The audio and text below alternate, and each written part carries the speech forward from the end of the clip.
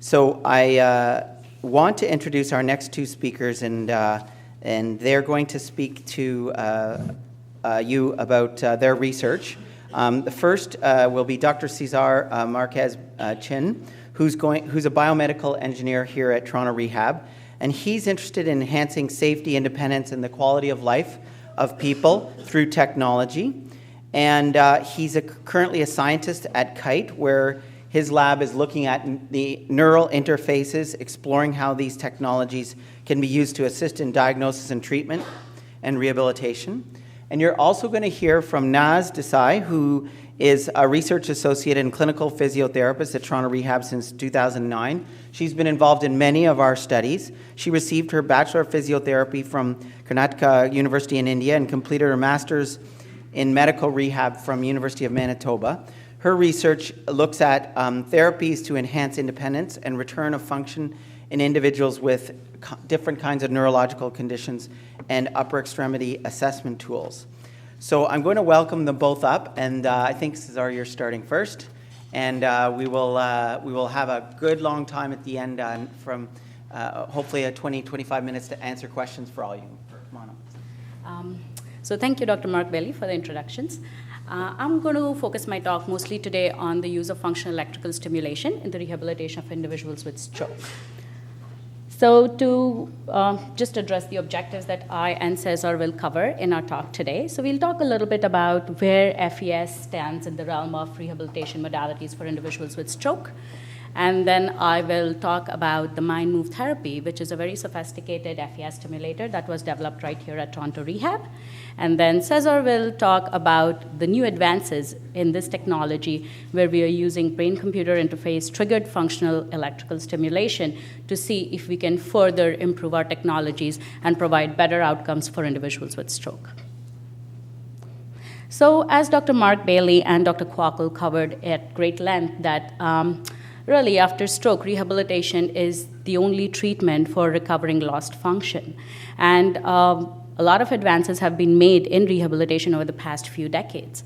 Having said that, even today, throughout the globe, for the most part, best practice is conventional therapy. So people still rely on conventional physiotherapy and occupational therapy to regain lost function following stroke. It's not that new, but the other thing that falls under conventional therapy over and above strengthening and stretching and NDT techniques, constraint-induced movement therapy, is electrical stimulation. So electrical stimulation has been around for a while, and people have been working on it to see how we can better improve it to provide better outcomes, faster outcomes. When we talk about electrical stimulation, basically we're talking about stimulating a muscle group for it to produce a movement that it is unable to produce on its own. So it's something as simple as that. What we are doing is we are trying to refine this technology further with the new literature that we have available at hand, that specificity is really very important in retraining function. So just stimulating a muscle group doesn't cut it. We need to produce the movement that we want to retrain. So from that perspective, we started working with functional electrical stimulation. Now, FES is not a new technology either. It has been around for a while now. What we've really done is we've tried to sophisticate it to the best of our abilities. So basically, with electrical stimulation, what we're able to do is we know that we're able to improve muscle strength. We may be able to improve subluxation of the shoulder. There's mixed evidence there, so I don't want to say with any certainty. We might be able to reduce spasticity to some extent, and then what we do know is we are able to produce movement. So we are able to produce the movement that the patients might not be able to produce voluntarily by themselves. So what, over and above all of this, can we achieve with FES? So what we can achieve with FES is the specificity of the movement that we're looking at. So for example, with electrical stimulation, I can place the electrodes on my forearm and get the patient to open up his fingers, keep doing that movement, sitting at a table for half an hour. But does that translate into releasing a bottle of water? We don't know, probably not.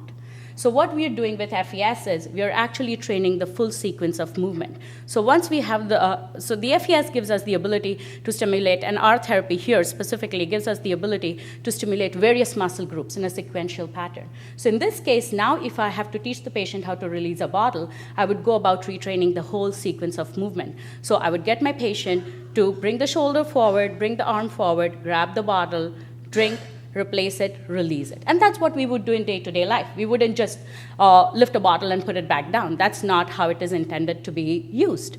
So that's what we're able to do with FES. Now, there are certain key components to training with functional electrical stimulation. And this is really important because most of the electrical stimulation devices that are out there do not actively engage the patient. Like I mentioned, that you just put the electrodes on, the patient is sitting at the table, probably just opening and closing his hand. But with FES, what we really do is we get the patient to be actively involved in therapy. So the three components that make FES effective are, first, active engagement on part of the patient. So when the movement needs to be executed, we give the patient the command to try to voluntarily execute the movement at hand. And once the therapist detects that there is an intention to move, it could be in the form of some form of voluntary movement, or sometimes we judge just based on the patient's expression that he or she is trying really hard to execute the movement. When they don't have the voluntary function, then we really depend on that to signal to us as to when to trigger the FES. So once the patient is involved, then we trigger the device. The device superimposes the patient's effort and helps the patient to successfully execute the movement. And this, throughout this process, the therapist basically is involved in guiding the timing and the quality of movement. And when we do this on a repeated basis, we are basically telling the patient that, yes, you are trying to perform that movement, but the brain is also getting the sensory feedback that the movement was successfully executed. And we believe that this taps into the neuroplasticity process and helps the patients to regain the lost function. So this is the stimulator that was developed right here at Toronto Rehab. This is a work of more than 2.5 decades. This stimulator is a very sophisticated stimulator, which is being used not only here at Toronto Rehab, but across few clinics in North America. So this stimulator has 8 channels. It gives us the ability to stimulate 8 different muscle groups simultaneously. It has over 30 grasping and reaching protocols. The interface is very user-friendly and very intuitive. It guides the therapist through the steps that need to be executed to perform the stimulation. And the assumption is that the client has an intention to move, stimulation is applied, the sensory feedback goes back to the brain saying that, yes, the movement was successfully executed, and the brain rewires. So these are some of the clips of how therapy would be executed using the mind move stimulator. So as we can see here that probably what the therapist wants of this patient is to reach out for an object, grab it, and release it. So here, as we can see, that the therapist has electrodes over the shoulder muscles, stimulating the proximal muscles, and then the electrodes over the forearm, which are helping to open up the hand. Here we are training fine motor function. So here the FES is being used to produce a tripod grasp, which is the 3-finger grip that is required to hold the pen. And the intended task is probably to help the patient write. We are also able to do bimanual tasks using the mind moves. So with the 8 channels, what we do is we split the channels and use half of them for one arm and the half for the other. So as we can see here that probably what the patient is being trained for is to grasp and release with one hand while engaging the other hand in a similar pattern. So to give a better idea, I'm going to just run a couple videos. So here, this gentleman has chronic stroke, and as you can see that he has severe tone. He's having a great deal of difficulty bending his elbow. There are 2 therapists working with him. The one sitting on his side is really working hard, as you can see from her facial expressions. She's trying to assist him to bring the can to his mouth, pretend as though he's drinking. And the therapist behind is really stabilizing to prevent any trick movements and to make sure that the movement is as it should be.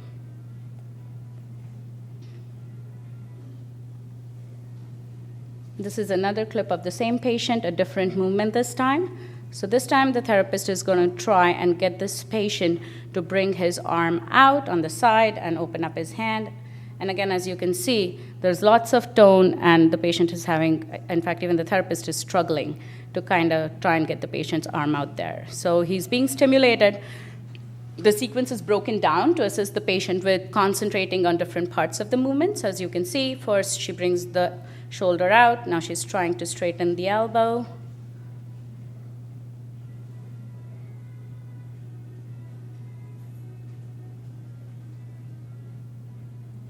And now finally, she's going to try and get him to open up his hand.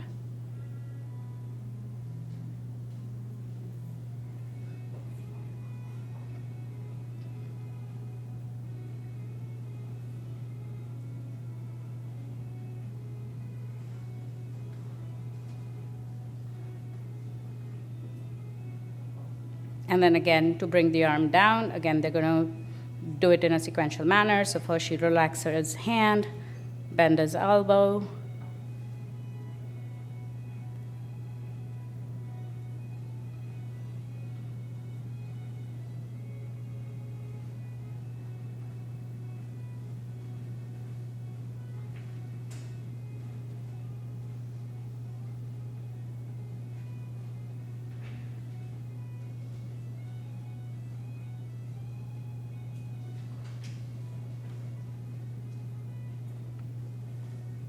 So these movements would be repeated a few times until the therapist detected fatigue or she found a need to switch over to another protocol. And typical sessions last for about 45 minutes. So this is the research that led to the development of MindMove. So this graph shows the results of a study conducted in individuals with spinal cord injury. What you see on your left-hand side is the treatment group, and this group was treated using functional electrical stimulation. What you see on your right side is a graph from a control group, and the control group individuals were treated with conventional rehabilitation modalities. So it would be conventional physiotherapy and occupational therapy. The blue graphs, or rather the blue bars, indicate the baseline scores on what is called the spinal cord independence measure. So basically, it's a functional tool which measures the ability of individuals with spinal cord injury to perform day-to-day activities like grooming, brushing their teeth, toileting, hygiene, those kind of things. And the orange bars indicate the improvement after therapy. So as it is obvious from the graphs that individuals in the FES group experienced far larger gains than the individuals in the control group. This is a study conducted back in 2008 in individuals with acute hemiplegia. So again, not going into too much detail, I would just like to bring your attention to the fact that the percent change in score in the control group and the FES group. So as you can see that the FES group, which is the striped bars, the gains on all of the outcome measures were larger than the gains in the control group, especially the functional independence measure, which is, again, a measure of independence in the ability to do day-to-day activities. And then this is a more recent study done in chronic severe stroke individuals. So this was done using the MindMove stimulator. And here, the intensity of therapy was actually only 20 sessions. So the patient received only 20 sessions of therapy, each session about 45 minutes in duration. And the white bars are the scores on the Fugel-Meyer upper extremity test at baseline, and the orange bars or the red bars are the gains. So as you can see that even with 20 sessions of therapy, the participants did experience significant gains in function. So now I'm going to pass it on to Cesar to talk about what happened here. Thank you, Naaz. So needless to say, we're very happy to see these results, but we're also very interested in these individuals who did not show any change. So we want to understand why, and more importantly, can we do something different to help them recover? So Naaz already gave a lengthy, thorough overview of how the therapy is conducted. I should mention that key to this process is when to trigger the stimulation, and the therapist will use their experience, their formation to know exactly when to push the button that will produce the movement in the person. But when the impairment is very severe, so when the paralysis is complete, when it's not very evident and the person is attempting the movement, it can become difficult to know when to turn on the stimulation. So one of the things that we thought was a good possibility to overcome this challenge was to identify the intention to move directly from the patient's brain activity. So this is important because it would provide a different level of certainty as to when to trigger the stimulation. Okay? This is a picture of what we have at the moment.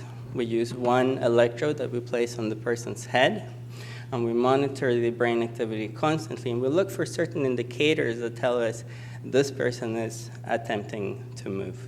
Okay? Whenever that happens, then the device triggers the stimulation instead of the therapist. So the procedure is identical. Okay? The person will still receive the instruction, okay, Mr. Lopez, can you please try to reach for the bottle of water in front of you? the brain-computer interface, detects this intention, and as I mentioned before, triggers the stimulation. I haven't said what brain-computer interface is yet, have I? Okay. It's a machine that uses brain signals as control commands for electronic devices. So we can control computers, robots, obviously a stimulator in this case. This is a very early version of our system. Anytime that you see a green light on the screen, it means that the brain-computer interface is detecting the intention to move. Okay. This person was completely paralyzed. It had no movement whatsoever. So the movements that you're seeing of the arm are the result of the electrical stimulation and my guidance. And notice how every phase of the movement is triggered by the brain-computer interface.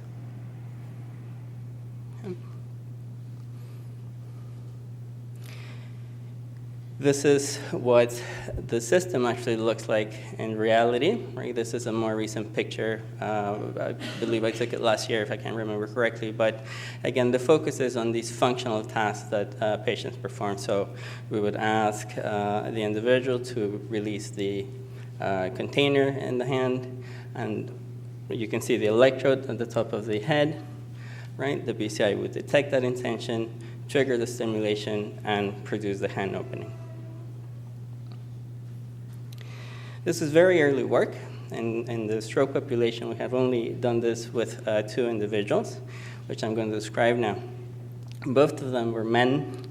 And what's very interesting is that they came to us 6 years after they had a stroke. And you mentioned already from Dr. Quackel that time is brain. So it's 6 years. It's a long time for stroke rehabilitation. During that time, both of them tried a number of therapies, including Mind Move, which you already saw. And unfortunately, none of these interventions produced a change that would allow them to use their hand or arm in a meaningful way. Okay. So again, being early experiments, the participant A, participant red, received 40 hours of this intervention, and the other participant received 80 hours. Okay. After the treatment, the first participant had a change of 6 points, and this is a scale. It has been mentioned already in the morning, Fugl-Meyer assessment, the upper extremity component. This is a scale that indicates impairment. It's used clinically, and any change that is above 5 points is considered meaningful, which roughly could be translated as the person is able to do something that they were not able to do before. Okay. The other participant had an increase of 17 points, so that's 3 times 15, right? 3 times the threshold for a meaningful change. This is a video of before and after the intervention. You can see that there is no active arm movement. This is after the intervention. Before, notice how he may use the right hand, the unaffected arm, to reposition the arm. Right? This is after the intervention. Right? And this was the very last assessment. You can see that the ability to move the arm has increased significantly. Right? This person shared with us that he was now able to do a little bit of work in his garden. He was able to trim his own fingernails. So needless to say, he was happy after this, and so were we. Okay, so this is all I have to say for now. I'm looking forward to chatting with you later. But summarizing what Naaz has said and my talk as well, FES appears more and more, there's more evidence that it's a viable intervention to restore upper extremity function after stroke. But as Dr. Quackel said, I think it's still very important to identify who is a good candidate for this intervention. Right? It's become clear over the years that FES is not a magic pill. It has to be used in conjunction with other aspects, other modalities. right? And so far, it looks like combining the brain-computer interface with the functional electrical stimulation has very positive results. We do not know if people will have better outcomes, faster outcomes, or in my wish list, better and faster outcomes.